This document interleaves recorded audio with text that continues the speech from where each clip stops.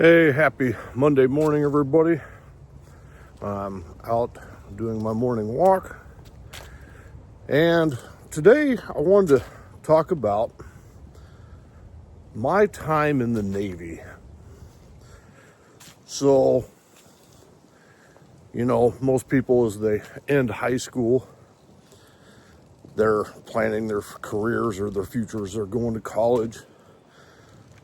Obviously, in my case, after high school, I entered the military via the Navy. I was obviously very active. Well, maybe not obvious to you, of course, but I was very active in the Army ROTC program back at high school.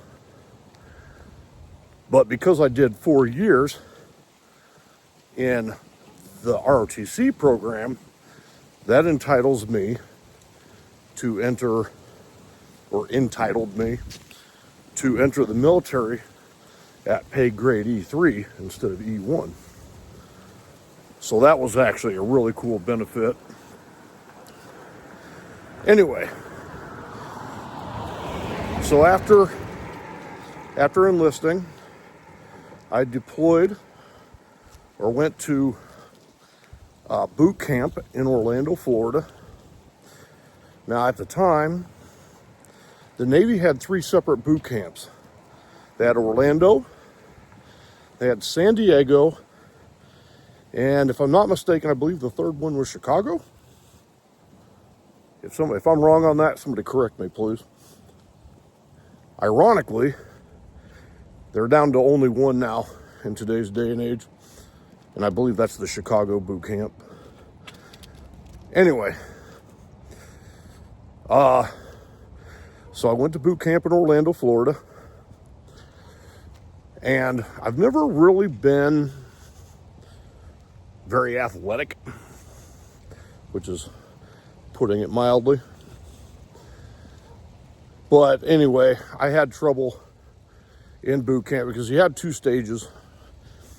There was phase 1 where you had to pass a PT test of some level, and I actually failed that one, believe it or not. So they put me into some sort of remedial boot camp company. Took me out of my normal company for like a couple weeks. And then there was the second PT test that you had to do in order to graduate. Now, I just barely passed that one, and I was a nervous wreck because my mother and 2 of my friends were driving down from Iowa, and by the time I took that second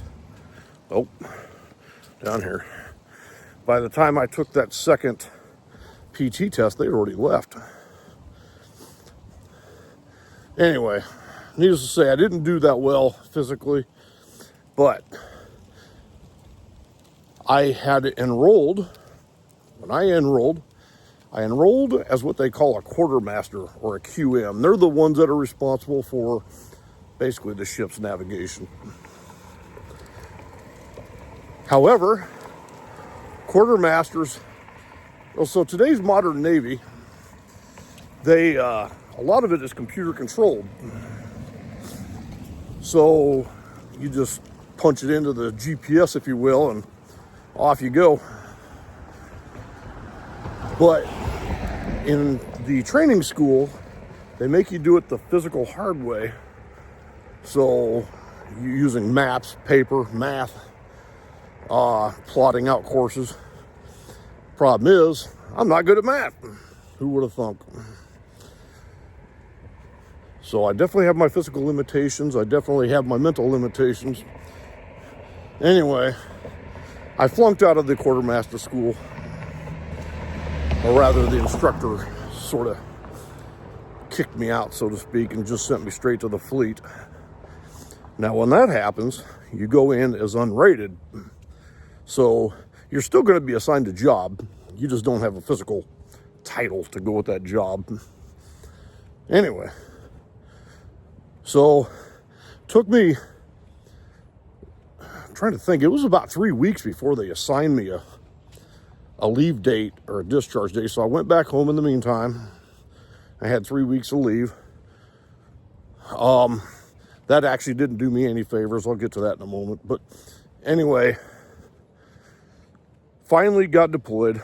I was deployed to a ship called the USS Yosemite, like the National Park Yosemite. And the ship was already overseas when I got assigned to it. So I had to fly to Bahrain to actually meet up with the ship, so to speak. And obviously, being my first time in the Middle East, actually first time even out of the country for that matter, but it was an eye-opening experience being over in the Middle East. And generally speaking, I actually have positive feelings about my time there. Like, it was completely different than it is now, I'm sure. Anyway, so despite being unrated, I was put to work doing the same jobs that the bosun mates were doing. In effect, what that really means is that we are responsible for maintaining the exterior of the ship, taking rust off the different areas and repainting it and priming it and all that stuff. And I never actually got the chance to, so the ship itself was actually fairly old. I believe it actually started construction prior to World War II. And then it was actually put into service soon after, I believe. Anyway, it was a pretty old ship, and it wasn't made out of today's modern aluminums. It was made out of steel, which rusted like crazy. So, come time, trying to think what time, maybe it was the summer of '93. So, so to put time frame in perspective, I actually got on board the ship. It was either late November or early December of 1991. And then in the summer of '93, I believe it was, they announced that the ship was going to be decommissioned, which basically means just taken out of service. And they were basically offering people two options at that time. Option one, attend the A school, meaning a new school to get trained in a new occupation of your choice. Or option B, choose the command of your choice, meaning which ship or duty station do you want to go to. I chose option C, and that is, please get me out of here. So I actually asked for a discharge because, quite honestly, my time in the Navy wasn't the best. Some of the problems I was having was discipline issues, some of which was definitely my fault. And then I was also having issues with some of the other, I don't know why this thing's always tracking, some of the other black sailors on the ship. And so there was some racial kind of tension there. And I think, if I had to guess, they perceived me as, dare I even say, a gang member. I don't ask. I used to wear my hair really short, and I used to kind of dress like one because I thought it looked stylish on me, I guess. Anyway, might have to get a new gimbal here. This thing's not very good. Anyway, so I got sent to captain's mast, which is like corporal punishment, 2 different times. And the first time was, I believe, 30 days restriction. Maybe it was only 14, I don't remember, it's been so long. And then the second time was a period of restriction, but also a sea bag inspection and reduction in rank, which means they dropped me from E3 down to E2. Anyway, needless to say, I didn't have a very good time. Again, some of it was very clearly my fault. I didn't have the maturity back then. And so anyway, it generally wasn't a fun time for me. So I asked for the early discharge and got it. And then after I got out, mind you, I think it took about maybe a month and a half time from the time I filed the paperwork to the time I found out. It was like a month and a half. It was a long time. So I had no idea, even as the ship was closing in on its decommissioning date, which was late January of '94. I still had no idea what my future held for me, right? Because am I getting out? Am I getting reassigned to another ship? Sort of against my will, I guess. Anyway, needless to say, I did get out. And that's where it kind of leads into that, the previous video I made about my lost 10 years. So that was the period from 94 through 2004. I can't quite explain what was going on in my head at the time.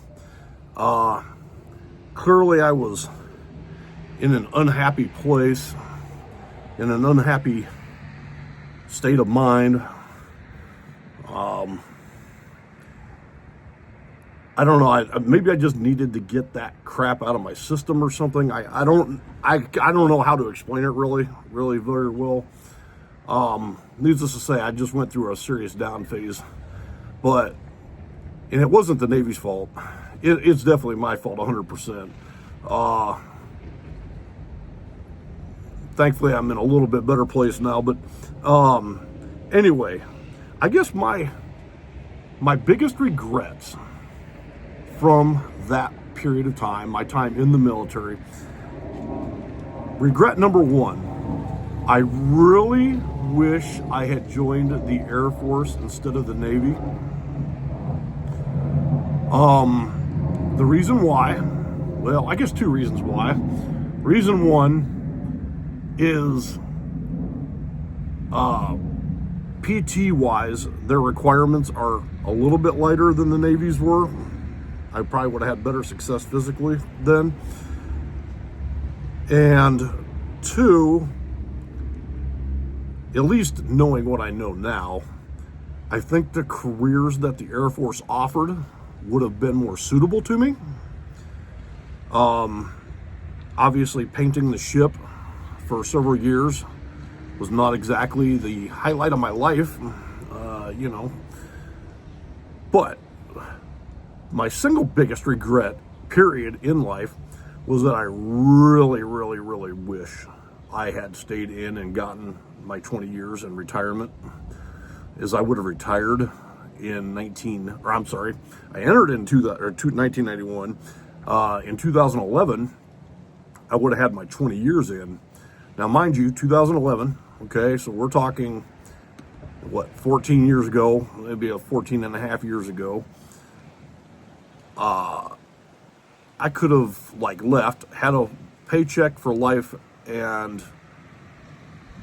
still gone on and done whatever other career I chose to get involved in. And I probably would have had a better setup for life under those circumstances. But, you know how they say, hindsight is 20/20. There's nothing you can do about it. What I can do about it is impart my wisdom as best as I can to everybody here. Learn from my mistakes so that you don't repeat those mistakes. I'm actually going to do a YouTube's Shorts video today in just a little bit about some of the advantages of going into the military. I mean, some of them may be obvious, some of them may not be so obvious. There's some obviously big downsides, disadvantages to joining the military, clearly, especially in today's modern age. So, having said that, I'm hoping that you watched this video most of the way through, if not all the way through. I appreciate it.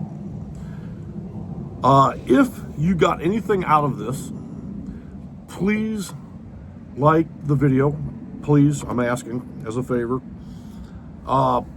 Please comment. And don't forget to check out my many other videos on here as well. And I'm thinking I'm closing in on about 40 videos at this point. If you could subscribe and maybe click that bell notification so every time I upload. Now my upload schedule is for these longer videos, I'm doing Monday, Wednesday, and Friday. So they're set days, Monday, Wednesday, Friday, at least for now. I may end up doing more, may end up doing less. But Monday, Wednesday, Friday is going to be my upload schedule. Shorts, literally, I'm going to do shorts Monday, Wednesday, and Friday for sure. But I may even just do them on days that I'm not doing these longer videos as well. So again, please check out my channel. Please subscribe. And I will catch you on the next one. All right, everybody, take care. Bye-bye.